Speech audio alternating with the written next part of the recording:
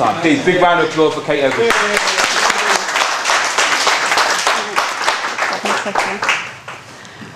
Hi everyone, my name's Kate. I'm a crowdfunding specialist at Just Giving.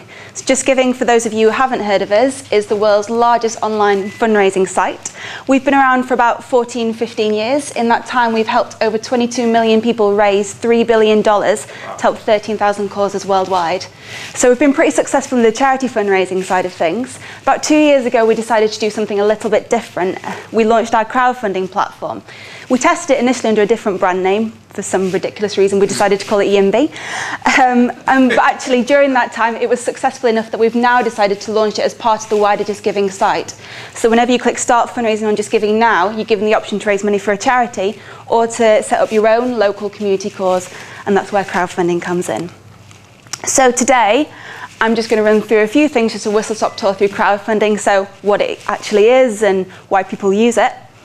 What you need to do to craft a persuasive campaign. So obviously you've got this one page where you can tell people your story. How do you do that most effectively? And then spreading the word and engaging supporters, because it would be lovely if you could just pop this page online and the money would come flooding in, but obviously we all know that's not going to be the case. So, start off with, what is crowdfunding? Does anyone feel comfortable that they know? Want to have a stab at a definition?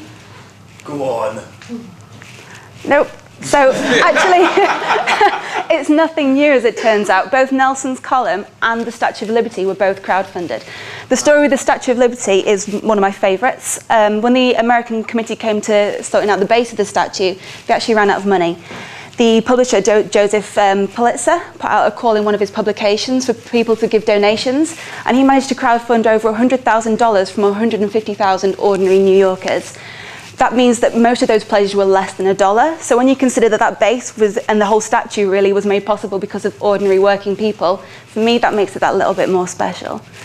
So really, a casual definition of crowdfunding is simply a group of people coming together to pledge the funds needed to make something happen. Obviously, the advancement of technology has meant we've come quite a long way from Statue of Liberty style crowdfunding. So there are 4 different kinds of crowdfunding. I'm a bit too small to point at these, but hopefully you can see. So over on the left-hand side, we've got equity. So there's platforms like Crowdcube and Seedrs. Basically, you put your company on the site, and then people will pledge in return for equity for a stake in your business. Coming a little bit further around, you've got loans or royalty. In crowdfunding, it's usually called peer-to-peer lending. There's platforms like Funding Circle. Rewards crowdfunding is people will give to your crowdfunding campaign in return for rewards. So it might be one of your products. So if you're just starting out, it's a good way to test people's appetite. Or it might be a particular experience or something unique that you feel you've got to give away. And then finally, furthest towards the right is donations crowdfunding, and that's where we come in. And it's basically people just giving to you because they think what you're doing is a great idea and they just want to see it happen. Equity and peer-to-peer crowdfunding are both covered in this country by the FSA, by the Financial Standards Authority, but all of us are all regulated by the UK Crowdfunding Association. Because crowdfunding is quite a new area, it's really important for the sector as a whole to be able to put forward a cohesive voice to make sure that legislation that's put in place is able to keep pace.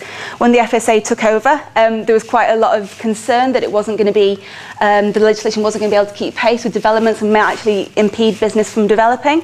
But with organisations like UK Crowdfunding, we're able to make sure that the legislation is considered on both sides, so it both protects consumers but also makes sure that business isn't inhibited either. So, crowdfunding on Just Giving.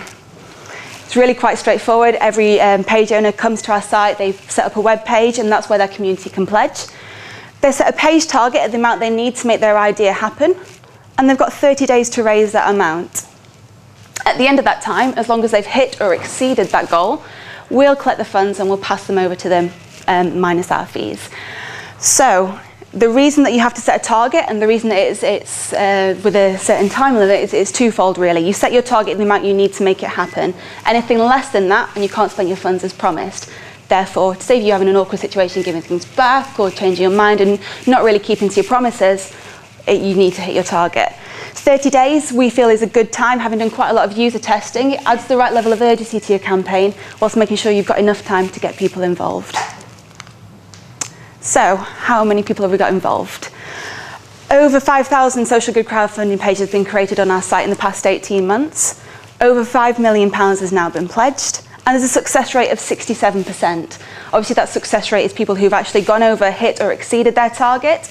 And the industry average is normally about 40%.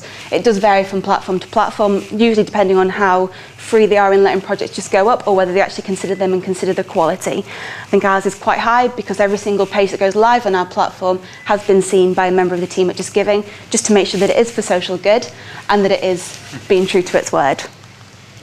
So, who crowdfunds? Well, there's a couple examples from Just Giving. This is one of my favourites. This is Soaps and Stories. They're a social enterprise that are based in North London. They were created basically to break the cycle of recidivism in female ex-offenders. What they do is they get these women, they take them to a workshop, they learn how to make soap, and then they go to a market and they sell those soaps and basically learn business skills. There's a social element there with them all being able to mix. And this was basically to fund their pilot scheme. They successfully raised over £3,000. Similarly, this is a more recent project. This is Veterans Cafe. If any of you are based in Fulham, these guys are there now as well. 2 ex-army veterans who basically started up a cafe because they needed something to move on to. So those are 2 kind of businessy examples. We obviously have quite a lot of more charitable causes. And what we're learning actually is that the general public's concept of charity is by no means wedded to charity registration. If people think that something's a good cause, that to them is a charity and they'll happily give to it. You'll see that this page is overfunded by a good £4,500. So we have lots of projects ranging from people who need wheelchairs that the NHS can't unfortunately fund, people raising money for local community clubs, individuals, and it's quite useful in situations like this where people have been treated by a specific part of a hospital. That's the bit that they have a connection to and that's who they want to benefit, and that's what they're doing here. So on that note then, what makes crowdfunding different from sort of general charity campaigns? Well, each campaign has a specific goal that it hopes to achieve, and that arguably is a much more satisfying donor experience. If you know exactly what it is that you're giving to and the good that is coming out of your funds, you're much more likely to pledge more. Studies have shown that people will often pledge up to 80% more when they can see exactly how their money is going to make an impact. And what I particularly like about crowdfunding is that it lets you draw out stories to replicate the good work that you've already done. The best example for me of this is this project right here. This was to set up a charity called the Promise Foundation. Now the girl on the left there is Promise, and on the right is her mentor Camilla. Camilla was paired with Promise when Promise was in secondary school. She was identified as somebody who was able to go on to further education, but from a socio-economic background that might have prevented her from doing so. So this was in secondary school. It was only supposed to last whilst she was in secondary school. They obviously stuck together. This is a picture of Promise graduating from Cambridge with a first. So that obviously was a fantastic and enriching experience really for both of them, and they wanted to extend that out to others. So the Promise Foundation is basically a mentoring scheme that helps kids in education from similar backgrounds to Promise. They only wanted £1,000 so they could do their pilot scheme. They ended up overfunding massively, £6,810. And the reason for me that they did that is because they did a really, really great job of telling their story. We identify with the world with the stories of people around us. If you can tell that story whenever you've got a project like this, people are much more likely to be able to connect with it, see the value in what you're doing, and are much more likely then to go on and support you. So, you've got your idea, you know you want to crowdfund it, you think it's something that people want to pledge to. How do you make the best pitch? We've identified 4 questions that people normally have when they're basically interested in a crowdfunding campaign. These are the 4 questions that we ask on our pages, but I think whatever sort of platform you decide to go to, whatever sort of campaign you decide to run, it is a really good structure to use whenever you're telling your story. First of all, what's the problem you're trying to solve? Presumably you've identified some sort of gap, some sort of business need, some problem that you feel that you can fix. So really outline what those issues are and make sure it's clear that people can see when they come to the page, first and foremost, straight away. Why do we care about this project? If people can see why something's important to you, they're much more likely to think that it's important as well. So really just don't hold back on that section, be really honest and why you're passionate about what you do. How will the money be spent? People are much more likely to be successful when they can be really clear and really tangible in their aims.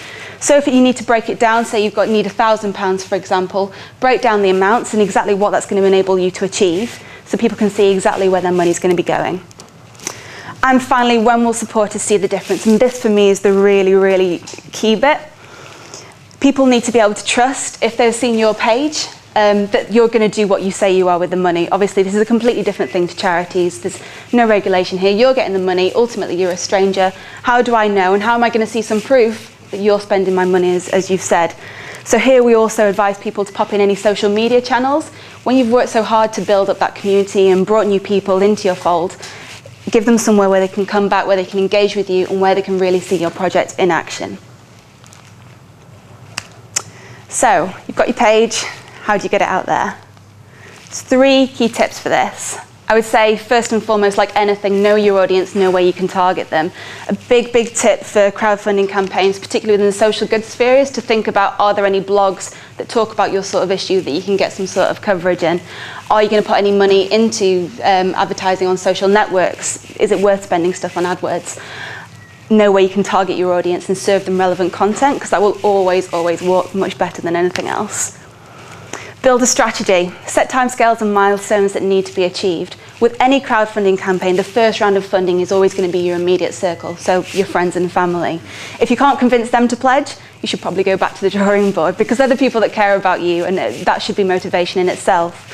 Encourage them, though, to spread the word, so get them to tell their friends and family, and like ripples on a pond, the word about your project will then start to spread. And trust is super important, so make sure you honour all your promises. If you're doing a rewards-based campaign, make sure you actually do get your rewards out there. Don't tell people that you're going to be expected to ship your rewards in September if you know that there are going to be likely problems in production and you're actually going to struggle to meet September. I'd always say go a little bit later than you realistically think you can do, just so you make sure that your first round of supporters and your first audience, who really should be your ambassadors and your evangelists almost, you need to make sure that you maintain that trust. So just stick to your promises and make sure you do what you say you will. And just a few kind of general promotion tips and things that we've found that work better on certain channels. So when people are promoting campaigns like ours, we always think that Twitter's a really good way, obviously, to get the word out there. Emily is one of our users. She did a really great job, and all she used Twitter for was thanking people, just saying thank you. She managed to overfund. She initially, I think she just wanted £300. She was putting backpacks together to give out to homeless people. She eventually managed to raise, there you can see, it was well over £1,000. And that was literally by thanking people. Just to be creative with ways to get the word out there, to mix your messages up. Also, make sure there is always an image. I think tweets with images have something like 67% higher engagement than tweets without. So it's definitely worth doing that. And also make sure that when people pledge, they're tweeting about your campaign as well. Just be careful with that. If you decide to go equity or peer-to-peer loans, I think the FSA are not too keen on people tweeting about campaigns. But if it's a rewards-based campaign or a donations campaign, you are free to tweet away. Facebook, again, we always used to think actually that it was best to keep lines quite short, so that when people are scrolling through on mobile view, 70% of people access Facebook on their mobile, that all the text would come in there. Actually, when we tested posts like this, we found that people were much more likely to engage with it. And what's particularly different about this one is it's telling this little boy, George, it's telling his story. So again, it goes back to the human story side of things. People connect to the world by connecting to people's stories. And if you can tell quotes like this, so this was basically modelled on, has anyone seen Humans of New York? It's a really fantastic Facebook page. If you haven't looked at it, I suggest you do. We have a similar one here, Humans of Greater London, which I've discovered recently. Basically both based on photographers going around, taking snaps of people and asking them to tell their story. It really opens your eyes up to the fact that every single person in this world has their own unique story to tell. So we did something similar with George, and that worked really well. So the basic moral of the story is don't think you know what works, test different stuff, and make sure you're basically finding what does work for your audience. Press, I'm going to whip through this really quickly because I'm guessing you guys are fairly au fait with stuff like this. It's obviously a really good way to reach those who are who are likely to benefit from your idea. If you get in touch with local radio as well as newspapers, that will increase your reach. Lead times can be up to 2 weeks, just make sure you get on this ASAP. and offline activities. So the good old charity bake sale. In this case, what we did actually, we used the bake sale to draw people in. So it wasn't that we were selling cakes for charity, because obviously it's nice, it has its place, but it's probably going to raise pittance. What we did was we had the cakes so that people would actually come, speak to us, get free cake, and then be encouraged to then go on. We could have a chat to them and go on and pledge to our campaign. And then just general things. Obviously it depends on, this goes back to knowing your audience and where you're going to target them. But if it's a local campaign, put up stuff in local newspaper, news agents and posters, anything like that. Just be really creative and don't forget to do the obvious stuff. And then finally, keep in touch. So when you've worked so hard, and it is hard work to run a successful crowdfunding campaign, you've built up an audience, you really need to make sure that you're doing all you can to keep in touch with those people. So that could be sharing developments, report on progress, but what I would really suggest you do is gather audience insights and segment your audience as soon as possible. So it may be, if it's a community project, that you've got people who don't really have any time, don't really want to volunteer, but will be quite happy to stay involved, like what you're doing. It may be you've got people who supported you who could actually benefit from what you're doing, and it may be that you've got other people who just want to volunteer. So segment your audience, work out how you should be talking to them as soon as you can. So, just to round up, crowdfunding isn't a new idea at all, but technology has obviously enabled its growth. When you're creating a great campaign, I'd make it as personal as you can, tell your story, and that will speak much better to others. Planning, as always with anything, it's the key to success. Just know your audience and know what you're going to do to reach them, and then go on and do that thing. Has anyone got any questions?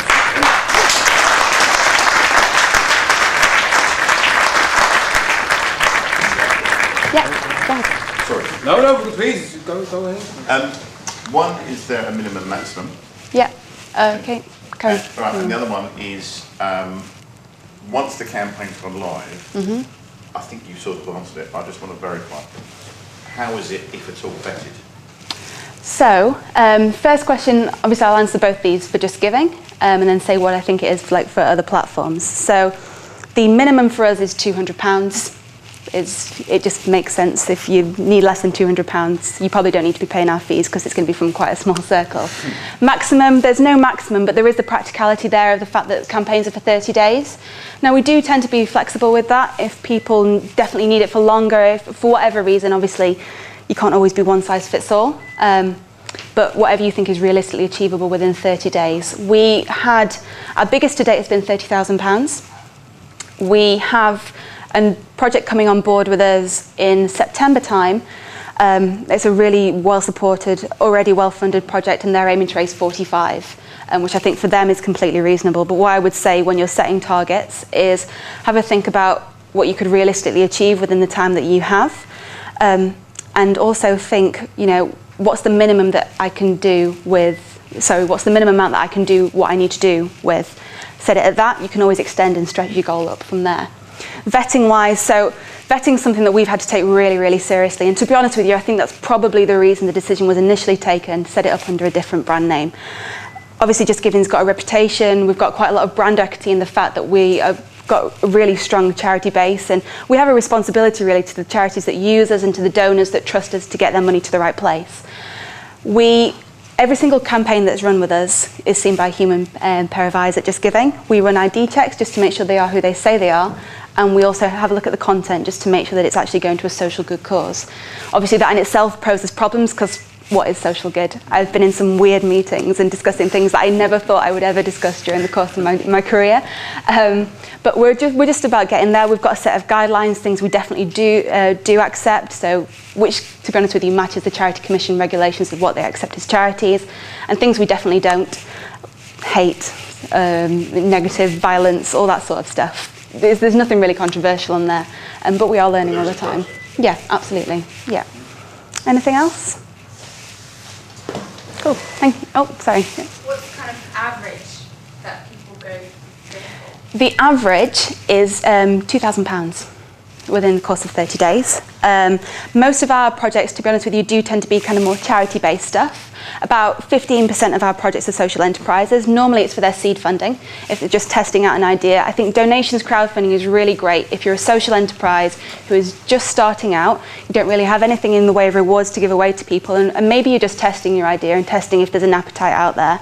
And to be honest with you, like we saw with Promise Foundation, if there is an appetite for that idea and you've told your story well and your reasons for doing it, I think there's no reason why it can't far exceed your expectations. Yeah. What sort of rewards do people give back, and what might be some rather odd ones, quirky ones that you've seen? So, on Just Giving, it's just because people think it's a good thing. We don't facilitate rewards. Some of you might have seen the Greek bailout campaign that was on Indiegogo recently. Was that on crowdfunding? Yeah. That was on Indiegogo, so that's another crowdfunding site. Yeah. He was offering feta sandwich rewards to your door and bottles of ouzo, which I think he's actually still doing. That was his first campaign, which I think he set the target there at something like that. Yeah, something in a billion. It was ridiculous, and it was an all or nothing campaign. He set that up again with a smaller target of £1 million, with the same sort of rewards. Ouzo and feta and all that sort of stuff, but actually he's already linked up with suppliers in Greece. So what's really nice is that it's not just a charitable campaign where people are just chucking money at Greece. Actually people are investing in Greece and its suppliers, and I think it's quite a nice way of doing it, and I'm sad he's not with us. Of the 33% who don't reach their targets, what are some of the lessons you could share which probably would have helped them to be more successful? So what's really interesting for me is that people either hit or far exceed their target or completely miss the boat. I think the average raised on an unsuccessful page is round about 50 quid. I think what those people haven't done is they haven't thought about how they're even going to get their initial round. They've not put any thought into the planning of how the money's going to go. I think they've probably come to the site and been like, I have a page, it's a good cause, of course people are going to find me. That would be lovely, but we know that can't happen. So I think you need to be sure about how you're going to market your campaign, where that first round of funding is going to come from. By the time it gets out to the people that don't know you, there should already be a bulk of money on there. Because as a stranger or somebody who doesn't know you, you're going to be much more secure pledging to something if you've seen some sort of proof point in that there's already money on there.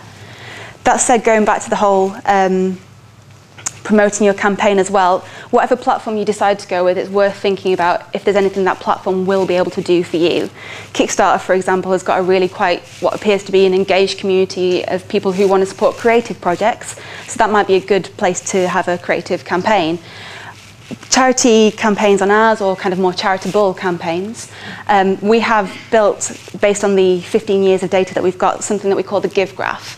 So obviously there's a load of data there, and we know a lot about people's giving behaviour, stuff they do care about, and what they're likely to consider.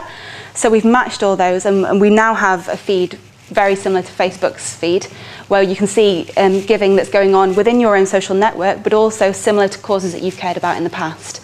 That means that if you have a campaign on Just Giving crowdfunding, and it's for an animal, for example, we can then show that to somebody who's perhaps pledged the RSPCA. So it's about extending your reach in that way as well. So that's obviously worth giving some thought to. Do you run advice sessions for people that are thinking of setting up a crowdfunding site, or do they just have to follow advice and guidance online? How does it? So we obviously do have advice and guidance online. I think we're in our really early stages. We've been around for about 3 months. I would absolutely love us to do something like that. So if you think that is something you would be interested in, I've got a bunch of cards with me, come and take one, pop me a message, and we'll try and get something sorted. What makes Just Giving stand out is that it is a brand that people know and they are aware of and they trust, and they know when they come to this page that it is something for social good, and I think that's what makes us different from the others that are out there. Big round of applause for